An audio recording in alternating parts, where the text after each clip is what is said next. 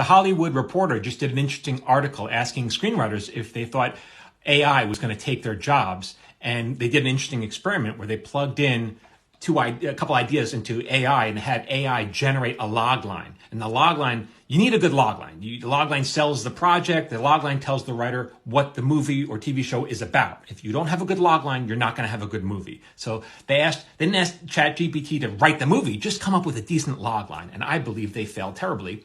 And they asked John August, who is a very successful and well-respected screenwriter, to judge the log lines that AI came up with. And I go, oh, this is fun. Let me play that game. And it's interesting that we came up with very similar conclusions. And it's not because we're both geniuses. It's because this is just baseline stuff that you have to know as a screenwriter. So let's begin. So the input was Die Hard meets You've Got Mail. So that's just pairing up two different movies, like a 4-year-old could do that. And ChatGPT came back with this logline.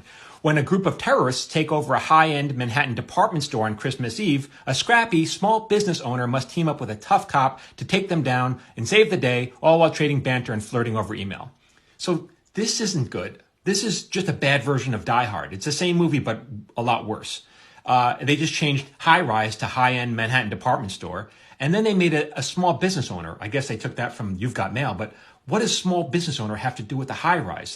A department store. If anything, it should be like a rich socialite who's shopping there now has to get their hands dirty fighting terrorists. Or maybe a perfume salesman, like working there, has to fight terrorists. And that would be incongruous. But this is just going to make for a movie that's disjointed. Like, what does A have to do with B? Nothing. So sorry, ChatGPT, you fail on this one. So here's another. The Hangover meets La La Land. Here's the log line. Lost in LA. When a group of friends travel to Los Angeles for a wild bachelor party, they wake up to find that one of their own has gone missing. As they search the city for their missing friend, they are drawn into the vibrant world of LA's music scene and must navigate their way through a series of zany mishaps and absurd adventures.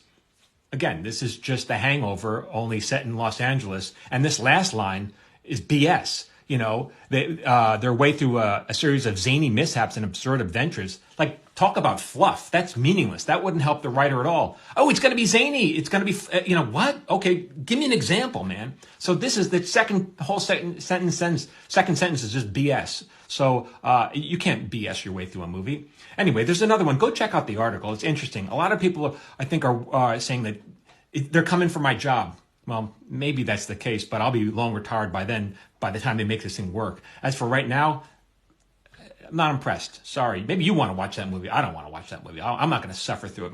My time is more valuable. Go check out the article. It's interesting, though.